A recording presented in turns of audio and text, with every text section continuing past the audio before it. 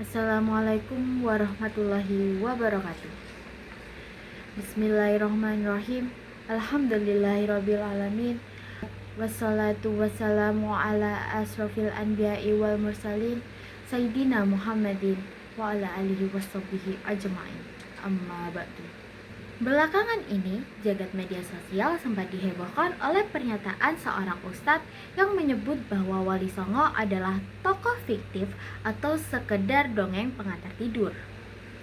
Sebagai generasi yang terdidik oleh sejarah, pernyataan ini bukan hanya keliru secara akademis, tetapi juga mencerai-derai garis historis penyebaran Islam di Nusantara. Sejarah bukan soal opini, sejarah adalah soal bukti, dan hari ini kita akan membedah salah satu bukti hidup itu, Raden Mas Said atau yang kita kenal sebagai Sunan Kalijogo. Mengapa dari 9 wali saya memilih Sunan Kalijogo?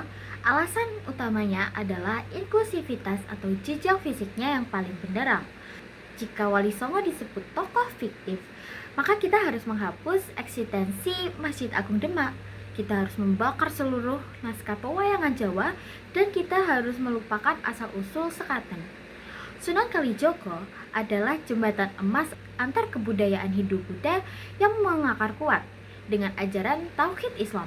Membahas beliau adalah cara termudah untuk meruntuhkan teori fiktif tersebut dengan bukti kebudayaan yang masih kita hidupi hari ini. Lahir sekitar tahun 1450 Masehi dengan nama Raden Mas Said, beliau adalah putra dari Bupati Tuban, Tumenggung Wilatikto. Jiwa mudanya bergejolak melihat ketimpangan sosial, hingga membawanya pada fase spiritual mendalam di bawah bimbingan Sunan Bonang.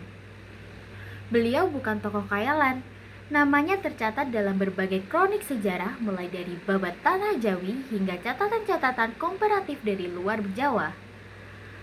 Beliau hidup melintasi 3 era besar.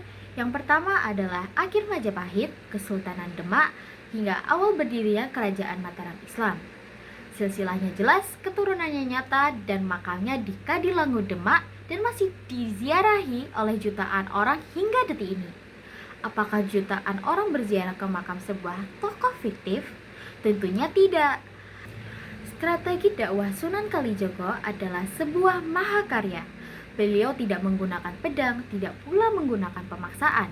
Strateginya dikenal dengan tempo seliro dan kultural akomodatif.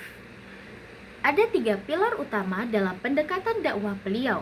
Yang pertama adalah wayang kulit. Beliau mengubah pakem cerita Ramayana dan Mahabharata yang bernuansa Hindu, lalu menyisipkan tokoh Punokawan Semar Gareng Petruk Bagong sebagai penyampai kalimat syahadat. Saat itu disebut Layang Kalimosodo. Yang kedua adalah kesenian dan gamelan. Beliau menciptakan tembang ilir-ilir dan kundul-kundul pacul. Musik ini digunakan sebagai media pengumpul massa. Begitu rakyat mengumpul, tiket masuknya sangat murah. Cukup mengucap 2 kalimat syahadat. Dan yang ketiga adalah akulturasi pakaian. Beliau mendesain baju surjan, pakaian takwa khas Jawa yang syarat filosofi Islam, memiliki 6 kancing di dada sebagai lambang rukun Islam. Beliau menyebarkan Islam tanpa mencabut akar budaya dari masyarakatnya. Salah satu nasihat paling legendaris dari Sunan Kalijogo yang sangat relevan untuk kita generasi masa kini adalah prinsip membayu mili, yaitu mengalir seperti air, dan filosofi anglaras elening banyu nanging ora keli. Artinya, kita harus mampu menyelaraskan diri dengan arus zaman, mengikuti perkembangan teknologi, media sosial, modernisasi, namun jangan sampai kita hanyut dan kehilangan identitas kita sebagai seorang muslim. Di era digital ini, dakwah tidak boleh kaku. Kita harus kreativitas, kita butuh inovasi seperti yang dicontohkan oleh Sunan Kalijogo 5 abad yang lalu.